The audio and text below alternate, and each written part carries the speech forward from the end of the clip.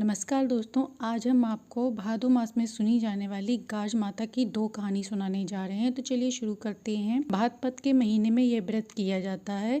यदि किसी के घर पुत्र का जन्म हुआ हो या उसका विवाह हुआ हो तो उसी वर्ष किसी शुभ मंगलवार के दिन यह व्रत उद्यापन किया जाता है। 7 जगह 4-4 पूड़ी हलवा कपड़ा रखकर 1 लोटे में जल रखकर 7 दाने गेहूं के लेकर गाज माता की कहानी सुनी जाती है। इसके बाद पूड़ी सास के पैर छूकर दे दें। लोटे के जल को सूर्य भगवान को देकर जल छोड़ दें। 7 ब्राह्मणियों को भोजन कराएं व दक्षिणा देकर विदा करें। उसके बाद स्वयं भोजन करें। तो आइए कहानी सुनते हैं। एक समय की बात है, भादो का महीना आया। इंद्रलोक से इंद्र की परियां गाज माता की पूजा करने आई। जहाँ वे पूजा कर रही थी वहाँ भील भिलनी भी आ गए। उन्होंने पूछा, आप किसकी पूजा कर रहे हैं? तो उन्होंने बताया, हम गाज माता की पूजन कर रहे हैं। भील भिलनी ने कहा, इससे क्या होता है? परियों ने कहा, इसे करने से यश व लक्ष्मी आती है और निसंतान को संतान मिलती है। ऐसा सुनकर भील भिलनी में भी गाज माता का पूजन व्रत करने लगी। उसके घर में धन संपत्ति हो गई। भीलनी रानी की तरह रहने लगी।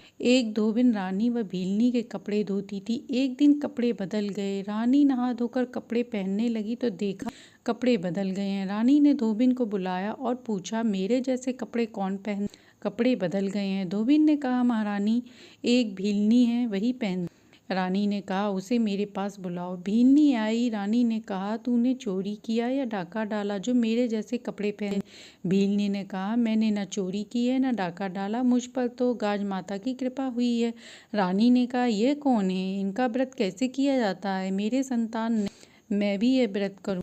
भीलनी ने सारी पूजा की बात बता और कहा, व्रत भंग नहीं होना चाहिए। रानी ने व्रत पूजन शुरू कर दिया। कुछ समय बाद रानी गर्भवती हुई और उन्हें एक पुत्र हुआ। महल में खुशियां मनाई गईं। गाज माता का व्रत आया तो रानी पड़ोस में पूछने गई कि मैं रोट कैसे खाऊं, बच्चे का पेट दर्द होगा। पड़ोसन को इस विषय में नहीं पता था। रानी ने रोट नहीं खाया तो गाज माता रुष्ट हो गई। गाज माता ने पालने के साथ रानी के बच्चे को अदृश्य कर दिया। सुबह उठते ही रानी ने देखा, न बच्चा है न पालना। राजा के सैनिक चारों ओर ढूंढने लगे। रानी ने भीलनी को बुलाया और सारी बात बता दी। भीलनी बोली, रानी, आपका व्रत भंग हो गया है, अगले व्रत पर ध्यान रखना। रानी ने फिर से एक बच्चे को जन्म दिया। रानी ने भक्ति भाव से गाज माता का व्रत पूजन किया। गाज माता प्रसन्न होकर पहले वाला बच्चा व पालना लाकर दे दिया। बच्चे को पाकर सभी लोग खुश हो गए। तभी से सब गाज माता का व्रत पूजन करने लगे।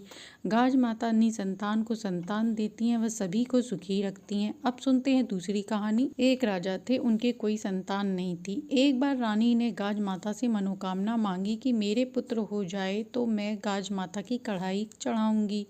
गाज माता की कृपा से रानी गर्भवती हुई और उन्हें एक पुत्र को जन्म दिया। पर रानी गाज माता की कढ़ाई चढ़ाना भूल गई और इससे गाज माता रुष्ट हो गई। एक दिन तेज आंधी आई और पुत्र पालने में से सो रहा था, उसे उड़ा ले गई। आंधी ने पालने को एक भील भेलनी के द्वार पर रख दिया। जब वह जंगल से अपने घर लौटे तो दोनों ने पालने में बालक को देखा।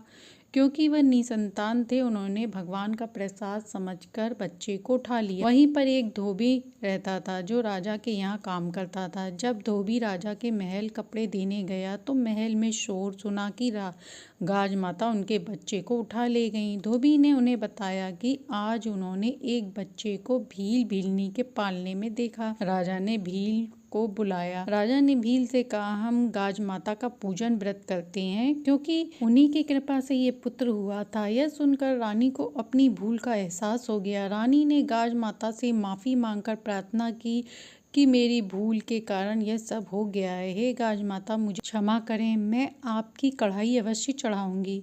मुझे मेरा पुत्र लौटा दें। गाज माता ने उन्हें उनका पुत्र लौटा दिया। भील भिलनी को भी गाज माता की कृपा से एक पुत्र हो गया। राजा रानी गाज माता का श्रृंगार पूजन कर देसी घी के हलवे से कढ़ाई दी। फिर गाज माता की कृपा से राजा रानी सुखपूर्वक रहने लगे। तो ये थी भादो मास में सुनी जाने वाली गाज माता की कहानी।